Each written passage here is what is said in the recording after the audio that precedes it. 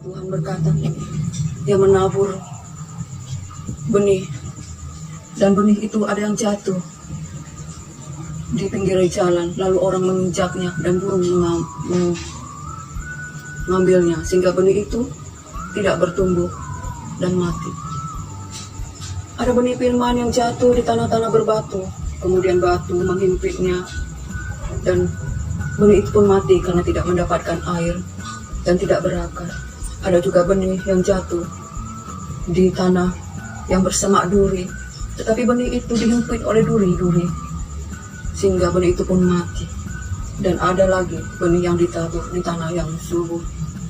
Benih itu tumbuh subur, berbuah 30, 60, bahkan 100 kali lipat. Apakah arti dari benih itu, saudara terkasih?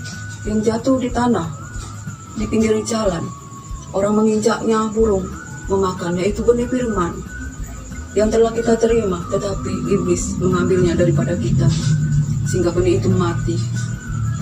Dan benih yang jatuh di tanah yang berbatu, itu benih yang jatuh, yang diterima oleh orang, dan orang itu sangat gembira, tetapi benih itu tidak berakar.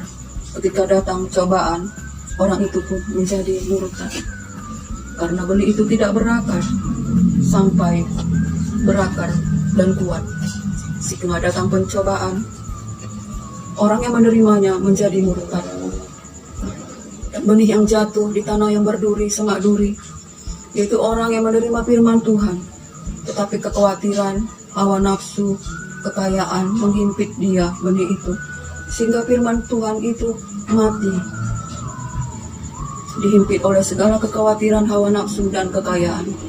Tetapi benih yang jatuh di tanah yang subur, itu benih yang jatuh di tanah yang baik, di mana firman direnungkan dan bertekun di dalamnya, sehingga firman itu berbuah-buah bahkan 100 kali lipat, dan orang yang menerimanya itu bertekun di dalamnya. Saudara terkasih, hendaklah kita menjadi seperti yang keempat, yang menerima benih seperti di tanah yang subur. Sebab kita adalah tanah, hati kita adalah tanah, bagaikan tanah. Biarlah hati kita ini menjadi seperti tanah yang subur, di mana firman Tuhan berbuah-buah 60, 30, bahkan 100 kali lipat, di mana kita bertekun di dalamnya, bahkan kita melakukannya, yaitu benih-benih firman yang kita renungkan, kita baca dan kita renungkan, kita hayati. Saudara terkasih, bila aku membaca firman ini, saudara terkasih, firman ini punya kuasa, saudara terkasih, mengubah hidup kita. Sinar mata kita, cahaya wajah kita akan berubah jika kita menghayati firman ini.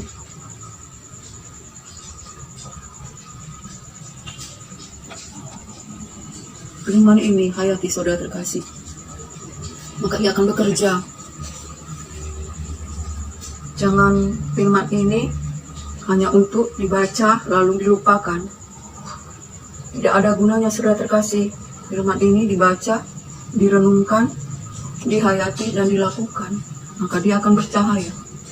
Kita melihat sinar mata yang ada di wajahku, saudara terkasih. Karena aku menghayati firman ini, maka wajahku berubah, bercahaya. Sinar mataku pun berubah, bercahaya. Itulah firman. Jadi kita harus membaca firman ini dan menghayati firman ini. Ada kuasa, ada kemuliaan. Ini zaman anugerah. Kita harus membaca firman ini. Jika zaman anugerah ini sudah ditutup, Roh Kudus diangkat, firman ini tidak ada kuasanya, tidak ada kuasa Roh Kudus, maka ia seperti buku-buku biasa. Kita membacanya, hanya membaca, sekedar membaca. Sebab itu, saudara terkasih, selagi firman ini berkuasa, selagi firman ini ada kuasanya, masa anugerah masih ada, kita harus membaca firman ini dengan baik-baik, dengan rendah hati. Dan di tangan kami, saudara terkasih, firman ini bercahaya. Bercahaya yang membuktikan bahwa firman ini ada kuasanya, cahaya api.